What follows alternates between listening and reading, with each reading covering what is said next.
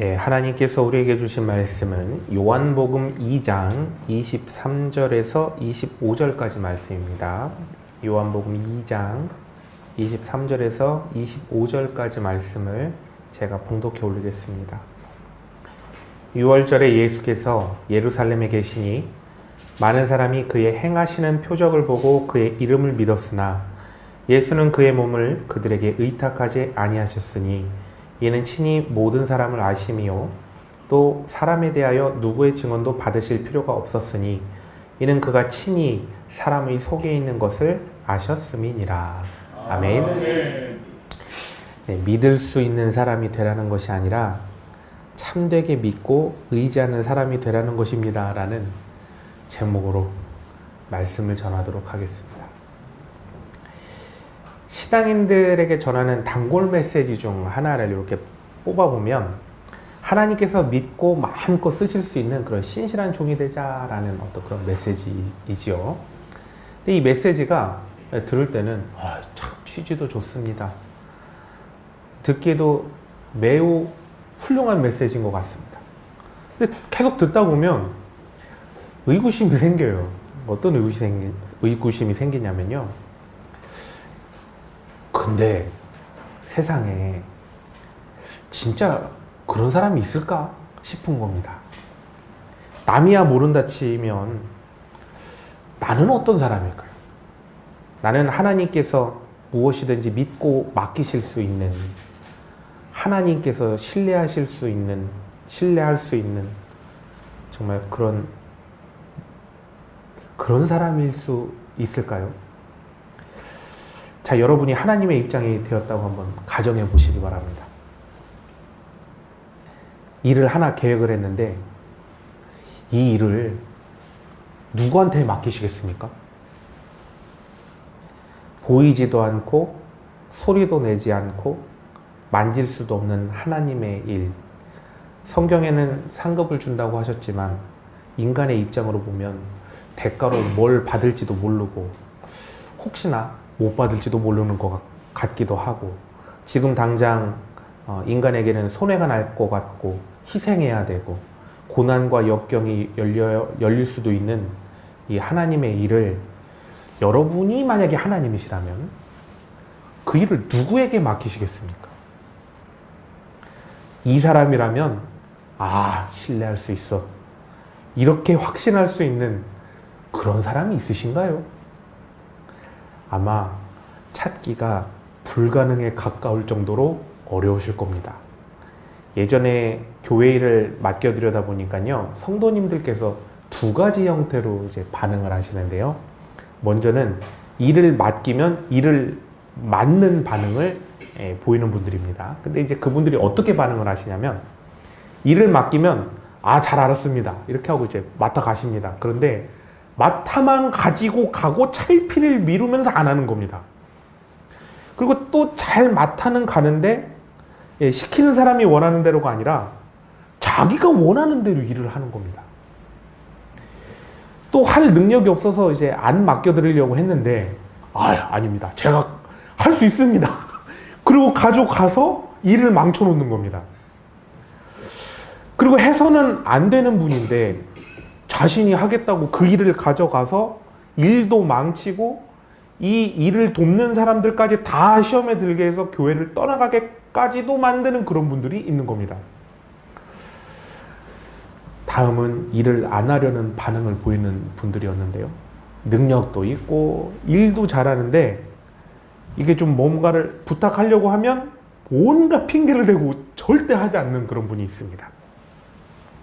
아예 처음부터 저를 볼 때마다 목사님 저는 아예 시키실 생각을 마세요 이렇게 하고 제가 하시는 분이 계셨고요. 안 한다고 했는데 어쩔 수 없이 맡겼더니 정말 매우 불성실하게 그리고 일을 다 망쳐놔서 다음에는 이분에게는 맡기면 안 되겠구나라고 확신 도장을 찍어주시는 분도 계시고 안 한다고 했지만 맡겨드렸더니 왜 맡겼냐고 막 울고 불고 막 교회를 뒤집어 놓는 그런 분도 계셨습니다. 안타깝게도요, 정말 믿고 신뢰해서 맡길 수 있는 그런 분이 없는 거죠. 능력도 있고 책임감도 있고 없는 시간을 만들어서라도 헌신하고, 그 다음에 더 중요한 게 있습니다. 맡긴 사람의 의도를 잘 파악하고 진행 상황까지 잘 보고해가면서 시킨 사람이 원하는 대로 일을 딱 해주는, 심지어 내가 기대한 것보다도 더 훌륭한 결과물을 만들어내는 그런 사람이 없었습니다. 그래서인지 교회 행사와 절기 때마다 이제 해야 될 일들을 쫙 놓고 누구를 담당자로 배정하고 누구에게 일을 맡겨야 될까 이제 고민을 엄청나게 많이 하게 되는데요. 교회 수첩을 딱 펴놓고 이렇게 보고 있으면요, 수백 명의 사람이 이제 분명 제 앞에 다 있는데 일을 시킬 사람이 없는 겁니다. 믿고 맡길 분은 없고 딱 이제 얼굴만 봐도 다 안 한다고 할 분들만 다 있는 겁니다. 이분은 이래서 안 되고 저분은 저래서 안 되고 다 안 되는 이유가 있습니다. 수첩을 앞으로 넘겼다 뒤로 넘겼다 앞으로 넘겼다 뒤로 넘겼다 왔다 갔다 아무리 찾아와도 믿고 신뢰할 사람이 없는 겁니다. 1시간 보고 2시간 보고 그렇게 며칠을 보고 고민하고 고민해도 인원 구성이 안 나오는 겁니다. 제가 그때 하나님께서 어떤 마음이실지 조금이나마 이제 이해가 가는 거죠. 와, 진짜 답답하시겠다. 하나님께서 보실 때 정말 얼마나 답답하실까. 또 하나님께서 저를 보시면 또 얼마나 답답해 하실까도 그 마음이 이해가 갔습니다. 이제 예비 후보들이 이제 선정이 되면요, 이제 카톡을 보내드립니다. 카톡을 보내드리는데 단체창을 만들어서 전체 인원을 다 놓고 한 번에 이렇게 딱 문자 메시지를 보내드리면 아예 답장을 이제 확인 자체를 안 하고 아예 이제 열어보질 않으시니까 일일이 이제 개인톡으로 다 보내드리는 거죠. 그런데 예상했던 대로 거의 다 이제 거절하는 답변이 오고요. 매번 하시던 분, 또 정 안 되면 자신이 하겠다는 뭐 그런 분들만 이제 답변이 오게 됩니다. 그러니까 이제 일을 믿고 맡긴다는 것이 아니라 이제 계속해서 때우기식으로 이제 가게 되는 거죠. 그러니까 당연히 매번 하던 대로 또 하게 되는, 뭐 세상 말로 얘기하면 뭐 그 나물에 그 밤 이상하게 똑같이 계속 매해 계속되는 겁니다. 그래서 좀 더 근원적 문제에 대해서 생각해 보게 됐는데요. 하나님께서 믿고 맡길 수 있는 신실한 종이 되라는 것이 맞는 말일까? 이것에 대해서 이제 생각을 해보게 됐습니다. 그런데 이 대답에 대해 성경의 인물들을 연구하다 보니까 이제 이런 결과를 얻게 됐는데요. 그것은 하나님께서 어떤 부분에 대해서는 믿고 맡길 수 있는 자가 있지만 전체적으로 믿고 맡길 수 있는, 즉 아예 신뢰할 수 있는 사람은 0%에 수렴한다는 걸 알게 됐습니다. 하나님께서 믿고 맡길 수 있는 사람은 태초부터 없었습니다. 태초에 하나님께서 누구를 창조하셨죠? 아담을 창조하지 않으셨습니까? 이 아담을 창조해서 세상을 잘 다스리라고 믿고 딱 맡겼는데 아담이 하나님을 배신하고 아내와 함께 편을 먹고 먹지 말라는 선악과를 먹는 범죄를 처음부터 저지르지 않았습니까? 노아는 신실하게 방주를 탁 만들더니 술 취해서 다 벗고 잤죠. 그래서 죄악으로 심판당해 새로 시작한 세상인데 그 세상에 범죄한 자녀로 말미암아 죄의 시작과 저주의 시작을 만들어내는 원인을 노아가 또 만들어 놓은 겁니다. 아브라함은 어떻습니까? 믿음의 조상하지만 수없이 많은 불신앙적인 모습을 그에게 볼 수 있지 않습니까? 하나님께서 모세를 일컬어 벗이라고 칭해 주셨지만 모세가 이방 여인을 취한 것을 보면 남자구나 욕정을 주체 못했구나 라는 것을 이제 또 보게 되는 거죠. 사무엘 완벽하다라고 할 만큼 흠이 없는 사역을 해냈죠. 그런데 가정을 돌보지 않아서 자식 교육 다 망쳤습니다. 이로 인해서 하나님의 통치하심에 대한 불신이 생기게 됐는데요. 이로 인해서 어떻게 됐습니까? 그 완벽한 사무엘 때문에 왕을 세우게 되는 원인을 사무엘이 제공한 거 아닙니까? 바울사도 어떻습니까? 바울사도 정말 대단한 사람이죠. 기독교 신학 세우는 기둥과 같은 사람 아닙니까? 신약 거의 누가 다 줬죠? 바울사도가 지지 않았습니까? 그런데 사람들과 잘 융화되지 못하는 매우 큰 트러블이 이 사람에게 있는 겁니다. 제가 볼 때요, 성경 인물 중 완벽이라고 볼 만한 인물은 거의 한 명입니다. 누구냐면요, 다니엘입니다. 그런데요, 그가 어떻게 이렇게 완벽할 수 있었을까 보면 성경의 다른 인물들과는 달리 아내와 자녀라는 이 통제 불가능한 변수 자체를 아예 만들진 않은 겁니다. 인간이 하나님의 일을 함에 있어서 어느 기간 혹은 특정 횟수, 특정 부분 이것에 대해서는 신실하게 잘 할 수 있겠죠. 그런데 하나님께서 아예 믿고 맡길 수 있는 사람이 된다는 것은 정말 매우 어려운, 거의 불가능에 가까운 일이다라고 해야 할 것 같습니다. 만약에 어떤 설교자께서 하나님께서 믿고 맡길 수 있는 신실한 종이 되십시오 이렇게 권면하는 설교를 한다면 역으로 질문 드려보고 싶습니다. 그럼 설교자님께서는 하나님께서 믿고 맡길 수 있는 그런 신실한 종이십니까?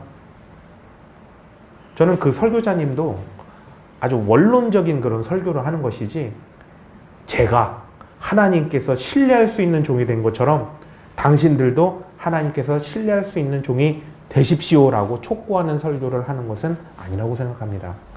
왜냐하면 태초의 아담 때부터 지금 우리에 이르기까지 성경의 기록과 또 우리 주위에서 목격된 일들이 그렇게 되기가 너무너무나 어렵다는 것을 확인할 수 있기 때문에 그렇습니다. 따라서 이러한 이해를 갖고 오늘 본문 말씀 24절 예수는 그의 몸을 그들에게 의탁하지 아니하셨으니 이는 친히 모든 사람을 아심이요 라는 이 말씀을 읽고 해석할 때 그렇기 때문에 우리 모두는 예수님께서 믿고 의탁할 수 있는 사람이 되어야겠다 혹은 그런 사람이 되어야 합니다 라고 해석하는 것은 예수님께서 하시고자 하는 말씀의 뜻을 반대로 해석한 것이구나 라는 것을 알게 됩니다. 잘 생각해 보십시오. 잘 생각해 보십시오. 예수님께서 이 땅에 오신 것이 믿고 의지할 사람을 사람 찾으러 오신 겁니까? 아니죠. 예수님께서는 자신을 믿고 의지하는 자들을 구원하기 위해서 오신 것이지 신뢰할 수 있는 사람들을 찾기 위해서 이 땅 가운데 내려오신 것이 아닙니다. 좀 더 자세히 살펴보면 예수님께서 의탁할 사람이 없었다는 것은 이런 의미를 갖고 있는데요. 예수님께서는 일평생 2번 성전 청결을 행하셨습니다. 한 번은 오늘 본문 말씀에 기록된 이제 사역 초기에 한 번 행하셨고요. 그 다음에 나머지 한 번은 사역 말기 때 거의 끝인 이제 십자가에서 돌아가시기 위해서 예루살렘의 왕으로서 입성하시던 그때 성전의 청결을 행하신 것이죠. 따라서 본문 말씀이 기록된 장소는 23절과 같이 선민들이 살고 있는 이스라엘의 수도인 예루살렘, 그리고 예루살렘에서도 하나님의 전이라 일컫는 성전, 이런 곳에서 이제 이루어진 것을 알게 됩니다. 따라서 본문에 많은 사람들이라고 기록된 이 많은 사람들은 유대인들로서 자신이 매우 신실하고 정결하고 신앙적으로도 매우 뛰어난 사람들이다라고 생각하고 있다는 것입니다. 하지만 예수님께서 보실 때 이들 중에 내가 믿고 의지할 수 있는 사람이 단 한 명도 없다고 말씀하시는 겁니다. 지금 이 시대의 기독교인들은 감히 따라가지도 못할 만큼 정말 이 많은 사람들이라고 칭하는 유대인들은 정말 율법을 생명과 같이 또 장로들의 유전을 공기와 같이 생각하면서 살아가는 그런 신앙인들이었는데요. 예수님께서 보시기에는 정말 그들 중에 믿을 놈 하나 없구나, 이렇게 말씀하시는 거죠. 그렇다면 이제 24절 의탁하지 아니하셨다라는 말씀에 대한 기록 의도를 좀 이해하셨는지 모르겠습니다. 예수님께서는 이렇게 말씀하심으로 인해서 예수님께서 믿고 의지할 수 있는 사람이 되라는 것이 아니라 그렇게 신실해 보이고 최고의 신앙인이라고 자부하는 사람들조차도 예수님께서 신뢰할 수 있는 사람이 아니다 라는 것을 보여주고 있는 것입니다. 그런데 실제 그들의 믿음이 바닥임에도 예수님 주위에 있는 유대교인들이 신실해 보이는 그런 신앙인으로 비추어진 이유는 무엇 때문이겠습니까? 말씀에서 크게 2가지 이유를 찾아볼 수 있는데요. 첫 번째는 23절, 그들이 6월절 기간 동안 예루살렘에 있었다는 것이고, 두 번째는 25절 보시면 자신의 신실한 신앙에 대해서 주위 사람들에게 증언받을 수 있기 때문이라는 것입니다. 첫 번째 보시면요, 유월절 예루살렘에 있다는 것은 유월절을 지키기 위해서 세계 곳곳에서부터 생계를 포기하고 예루살렘까지 왔다는 것입니다. 그러면 하루 이틀 쉬는 게 아니죠. 해외에서 왔다면 뭐 오고 가는 시간을 합해서 한두 달, 1년에 거의 한 달을 아무것도 못하고 왔다 갔다 하는 데만 써야 된다는 것인데요. 대단한 결심을 한 겁니다. 정말 대단한 일입니다. 이스라엘 안에서 살더라도요, 6월절을 비롯해서 오고 가는 시간을 다 합하면 대략 2주에서 3주간의 시간을 할애해야 하는 것인데요. 한두 달은 범접할 수도 없고 2, 3주만 해도 정말 어마어마한 믿음과 신앙입니다. 그러니까 당연히 신실해 보일 수밖에 없겠죠. 두 번째, 그 사람들이 어떤가는 주위 평판을 들어보면 잘 알 수 있지 않습니까? 23절에 많은 사람들은, 주위 사람들이 아마 신실하고 신앙이 좋은 사람들입니다 라고 증언해 줄 사람들인데요. 이 사람들이야말로 정말 신실한 신앙인이 확실하다, 이렇게 봐도 좀 무방하다 싶을 것 같습니다. 하지만 예수님께서 신실한 신앙인이라고 증언받을 만한 이 사람들의 중심을 딱 보시니까 믿고 의지할 사람을 한 사람도 찾을 수가 없었는데요. 이것은 다른 사람들이 겉모습에 얼마나 쉽게 속는가, 이것을 잘 보여주고 있습니다. 예배 드릴 때요, 마음의 중심으로 드리지 않아도, 말씀에 내가 복종해야겠다라는 의지가 없어도, 심지어는 예배 드릴 때 내 마음속에, 내 생각 속에 다른 어떤 것들이 들어있어도 예배 시간에요, 잘만 여기 앉아 있으면 다른 사람들이 나를 신실한 신앙인으로 볼 수 있도록 잘 속일 수 있다는 것입니다. 그리고 봉사할 때요, 내 마음속에 어떻든, 또 봉사를 하는 나의 의도가 어땠든, 봉사할 때 그때마다 잘 참여하고 나에게 맡겨준 일 잘 하면 너무나도 쉽게 다른 사람들에게 나의 중심을 감추고 매우 매우 신실한 신앙인으로 잘 속일 수가 있다는 것이죠. 그렇다면 그 신실해 보였던 유대인들 속에 무엇이 들어있었겠습니까? 23절 하반절을 보십시오. 그의 행하시는 표적을 보고 그의 이름을 믿었으나 라고 기록되어 있습니다. 예수님께서 행하시는 기적과 이사를 보고서 예수님께서 그리스도시다 라고 믿었다라는 얘기인데요. 이게 무슨 뜻인 줄 아십니까?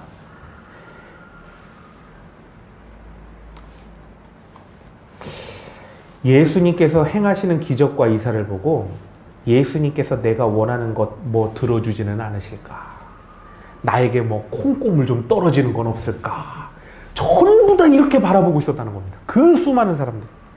6월절을 맞이해서 예루살렘에 모인 정말 신실하고 정결해 보이는 수많은 유대교인 중에 단 한 사람도 율법을 지키는 것이 생명이요 삶이라 생각하는 그 유대인들 중 그 어느 한 사람도 예수님께서 아예 믿고 신뢰하고 맡길 만한 그런 사람이 아무도 없었다는 거죠. 예수님, 나 이것 좀 해주세요. 예수님, 나 이렇게 해주세요 라고 할 사람은 많은데, 예수님께서 무엇을 원하시는지 여쭙고 예수님께서 원하시는 것을 해드릴 사람, 그 사람은 한 명도 없었다는 것입니다. 사람들은요, 내가 원하는 것을 얻기 위해서 내가 중심이 된 신앙생활을 열심히 하면서 이것을 신실한 신앙인이라고 매우 쉽게 착각합니다. 그래서 하나님께서 원하시는 대로 순종하여 따라가는 것이랑 내가 하고 싶은 대로 열심히 하는 거랑 무슨 차이가 있는지 이것에 대해서 잘 구분을 못합니다. 거래와 순종을 잘 구분하지 못하고 거래를 열심히 하는 거를 신실한 종이다라고 쉽게 착각합니다. 자, 여기서 이걸 오해할 거나 또 잘 못 받아들이실 수 있으니까 좀 더 자세하게 풀어 예시를 드리면 이렇습니다. 하나님께 제가 이렇게 열심히 할 테니까 좀 이러이러한 복을 좀 주십시오. 제가 이렇게 잘 할 테니까 좀 이러한 복을 좀 많이 좀 내려주십시오라고 하는 건 뭡니까?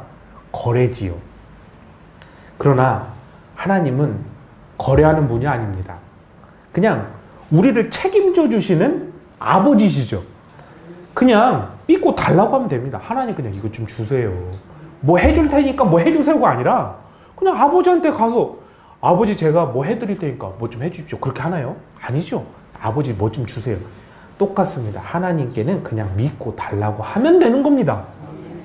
하나님께서는 우리가 하나님에 따라서 열심히 순종하고 복종하고 헌신하면 그것에 대해서는 알아서 상급을 잘 주십니다. 알아서. 인간 부모는요, 아기가 뭐 특별히 잘하는 거 없이 그냥 밥 잘 먹고 아프지만 않아도 어떡합니까? 잘했다고 상 주지 않습니까? 똑같습니다. 아버지 하나님께 충성하고 복종하고 숨만 잘 쉬고 살아도 하나님께서는 큰 복으로 우리에게 내려주십니다. 거래하는 것이 아니라 그냥 잘 순종하고 알아서 잘 살면 복을 주시고 상급을 주시는 것이죠. 신앙 고백도 그렇습니다. 신앙 고백도. 헌금이 신앙 고백 아닙니까? 그렇죠. 헌금을 얼마 했고 11조를 얼마 했으니까 나에게 이러한 경제적 보상을 주십시오라고 하는 것은 신앙 고백이 잘못된 겁니다. 아니 다 하나님 건데 하나님 거 드리면서 보상을 해달라니요. 그 앞뒤가 안 맞는 얘기 아닙니까? 물질에 대해 모든 것이 다 하나님의 것이고 하나님께서 주신 것입니다 라는 신앙 고백이 헌금인데 이 완전히 잘못된 고백이 되는 거죠. 우리가 헌금을 드림은 주신 하나님께 감사를 고백하는 것입니다. 설령 목적이 있어서 헌금을 했다 하더라도 하나님의 것을 맡았다가 하나님의 것을 드리는 것이니까 청지기의 역할을 감당하는 것이지요. 그러니까 이렇게 목적 헌금을 했으니까 복을 주셔야 됩니다라고 거래하는 것은 뭘까요? 잘못된 신앙 고백이라는 것입니다. 아버지가 아들한테 용돈을 줬더니 아들이 슈퍼 갔다가 자기 거는 이만큼 좋은 과자 사고 아빠 거는 요만한 라면 땅 하나 사갖고 집에 갑니다. 그래서 아버지한테 가서 아버지 생각나서 하나 사왔어요 하고 자기는 이만한 과자 옆에다 놓고 아버지 입에다가 라면 땅 하나 넣어드려도 그거에 감동해서 더 큰 거 주는 게 누굽니까? 이 육신의 아버지 아닙니까? 하물며 인간도 이러한데 하나님께서는 알아서 고백하고 알아서 드리면 어련히 알아서 복을 쏟아부어 주시겠습니까? 자꾸만 하나님과 거래하려고 하는 것은 실제로 그 내면 속에 하나님께서 주인이 되지 않으셨다는 것입니다. 내가 주인이 되어서 하나님을 이용하려고 하지 않는 온전치 않은 신앙. 초신자라면 무지에 의한 잘못된 신앙이 그 속에 있기 때문에 자꾸 거래하려고 하는 것이죠. 자, 다시 돌아가서 하나님께서 무엇이든 믿고 맡길 만한 철저히 신뢰할 수 있는 종은 거의 전멸에 가깝다 싶다고 말씀드렸는데요. 그렇다면 반대로 이 세상은 우리가 살고 있는 이 세상은 믿고 맡길 만한 일꾼을 구하기 위해서 어떻게 할까요? 먼저는 다양한 사람들을 아주 객관적으로 능력이 측정될 수 있도록 그 능력의 어떤 분야들을 쫙 나누고요. 획일적으로 교육을 딱딱 시켜 놓습니다. 그리고 세상이 쓰기 좋게 획일적으로 그 시행한 교육을 얼마나 잘 이수를 했는지 점수로 시험을 봐서 딱딱딱딱딱 이렇게 측정을 하지요. 그런 다음 높은 점수 순으로 가치를 매깁니다. 사람을 등급을 쫙 매기고 사람을 순서를 정해서 높은 등급 맞은 사람에게는 더 좋은 세상적 대가를 지불을 딱 해주죠. 따라서 세상이 말하는 좋은 자리, 높은 자리는 한정되어 있습니다. 딱 한정되어 있어요. 그곳에 올라가기 위해서는 무엇이 필요하냐면요. 세상이 요구하는 조건, 세상이 요구하는 능력을 갖추어야만 합니다. 그런데 이 세상이라는 것이 전제와 출발 자체가 무엇입니까? 하나님을 거역하고 하나님을 통치를 거부하는 인본주의에서 시작하기 때문에 신본주의인 하나님의 통치하심과 세상의 통치는 서로 충돌하면서 시작하게 되는 거죠. 그렇다면 잘 보십시오. 아무리 하나님의 자녀라 하더라도 세상적으로 바라본 좋은 자리, 높은 자리에 올라갈 수 있는 사람은 몇 사람 안 되게 한정되어 있다는 것입니다. 거기다가 그 자리에 오르려면 하나님의 자녀들이라도 자격과 요건을 다 갖추어야 한다는 것이죠. 신앙이 좋은 사람이 좋은 자리를 차지하는 것이 아니라 세상이 요구하는 자격, 요건, 환경까지 다 갖추고 그 중에서도 가장 뛰어난 자가 그 자리를 차지하는 것이 바로 세상의 높은 자리입니다. 그런데 설교단에서 하나님을 믿으면 세상적으로 좋은 자리, 높은 자리에 다 올라갑니다, 이렇게 얘기를 하면 그건 진실일까요? 거짓일까요? 명백한 거짓입니다. 명백한 거짓입니다. 하나님 믿으면 세상적으로 다 잘 됩니다. 진실입니까? 거짓입니까? 거짓입니다. 거짓이에요. 구약에서 신실한 신앙인 중에 세상적으로 성공했다, 세상적으로도 진짜 성공했다라고 봐도 되는 리더는 다윗, 다니엘, 모세 같은 아주 극소수의 몇 명의 리더입니다. 이런 몇 사람이 답니다. 다윗이 키 작고 모자라다라고 이렇게 잘못 알고 계신 분들이 있는데요. 다윗이야말로 어떤 사람이냐면요, 모든 것이 다 뛰어난, 정말 천재 중에 천재, 뛰어난 사람 위에 있는 뛰어난 사람이 다윗입니다. 모세는 누굽니까? 평범한 사람입니까? 왕궁에서 왕족의 교육을 받은 사람입니다. 다니엘이 어떤 사람입니까? 나라가 망하고 다시 세워져도 또 총리에 세워져서 그 역할을 잘 감당해낸, 정말 세계 역사에서도 드문, 정말로 탁월을 넘어선 정말 신적인 능력을 가진 슈퍼맨이 다니엘입니다. 세상적으로 높은 자리에 오르는 것은 그 자리도 정말 몇 자리가 안 되면서 그 자리에 오르려고 하면 그 일에 적합한 그 방향으로도 뛰어난 능력을 갖춰야만 합니다. 그런데 노력하면 다 된다?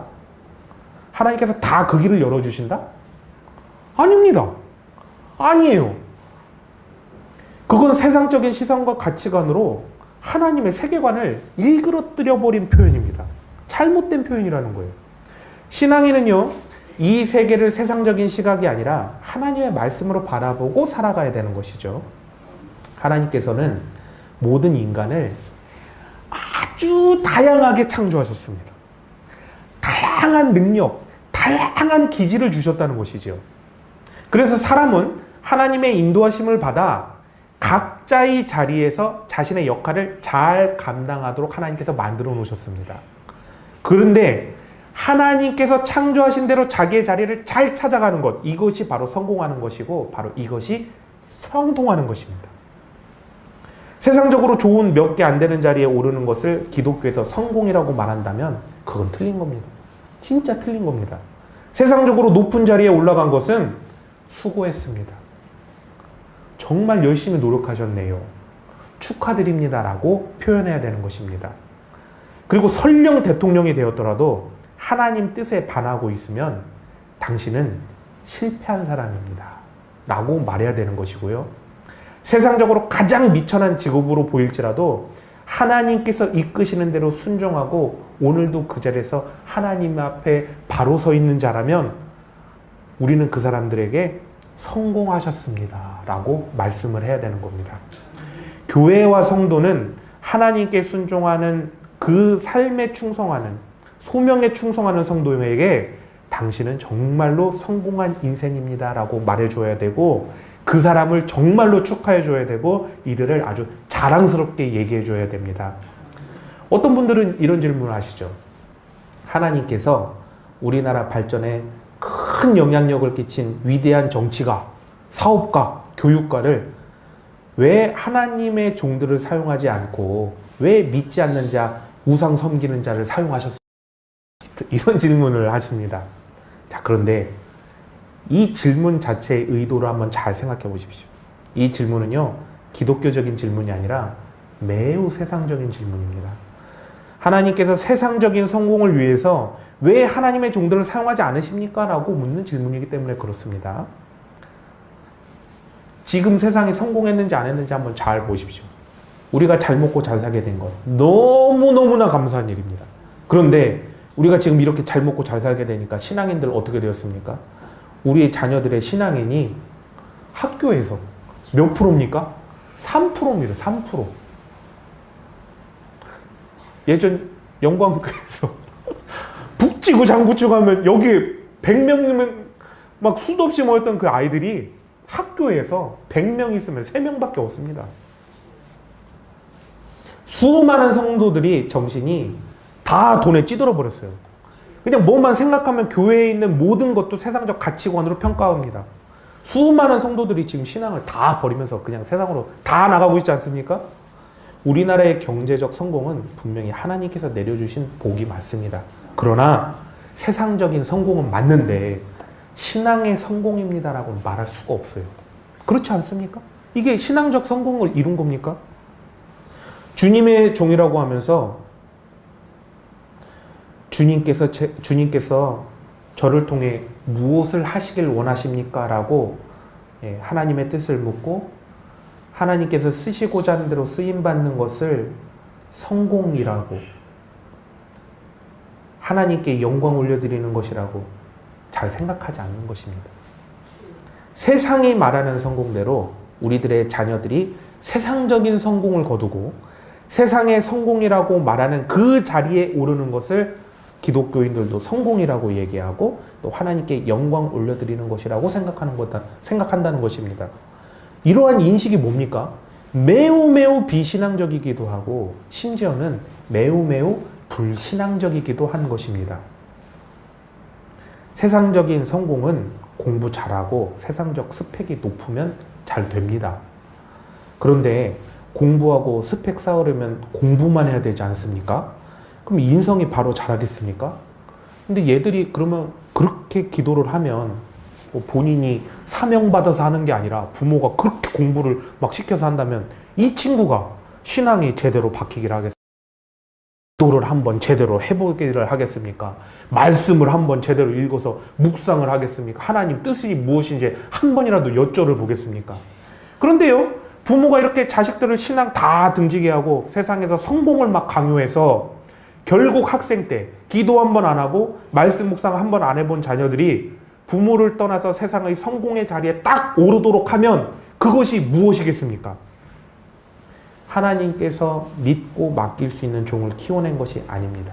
신앙적 성공을 한 자녀를 키워낸 것이 아니라 하나님을 버리기도 하고 하나님을 거역해야 세상에서 성공을 하게 되는 것이구나 라는 것을 알게 된 그 자녀들이 하나님을 거스리는 자들이 그것도 세상의 결정권 자리에 앉도록 키워냈다는 것입니다. 오늘 우리는 하나님께서 믿고 맡길 수 없는, 하나님께서 신뢰할 수 없는 자이다 라는 것을 깊게 자각해야 됩니다. 그래서 우리가 할 일은 무엇이냐? 나의 부족한 이 신앙을 부여잡고 가는 것이 아니라 나를 이끌어 주시는 하나님을 부여잡는 것입니다. 하나님께서 지금 우리 모두를 가정에도 파송해 주시고 기업에도 파송해 주시고 교회에도 파송해 주시고 각각의 특성과 기질에 따라 다 파송해 주셨습니다. 여기서 우리가 할 일이 무엇이냐면요, 내가 계획하고 내가 이루어가고 내가 책임자가 되어서 신앙이 좋다고 착각하며 살아가는 스스로 하나님 된 신앙인이 되는 것이 아닙니다. 오늘 주님께 어떻게 해야 될까요? 이것을 여쭙고 성령님의 인도하심 가운데 나를 내려놓고 성령님을 따라가고 오늘 하루 맡겨주신 일에 충성하고 나에게 주신 것들을 부지런히 또 성실하게 책임감 있게 잘 맡아 관리하는 것입니다. 자, 그런데 여러분, 제가 성경에서 완벽이라고 할 만큼 인간적으로 완벽하고 세상적으로도 완벽한 조건 다 갖춘 사람 다니엘이라고 하지 않았습니까? 죽을 때까지 정말 세상적으로 매일같이 승승장구했던 사람입니다. 그런데 다니엘이 진짜 제일 잘한 것이 있는데 그게 뭔지 아십니까? 기도 제일 잘한 사람입니다. 기도 제일 잘한 사람. 다니엘은 자신을 내려놓고 하나님께서 무엇을 시키실지, 무엇을 요구하시는지 무엇을 원하시는지 이 하나님의 음성 듣는 것을 제일 잘하는 사람, 이 사람이 다니엘이었다는 것이죠.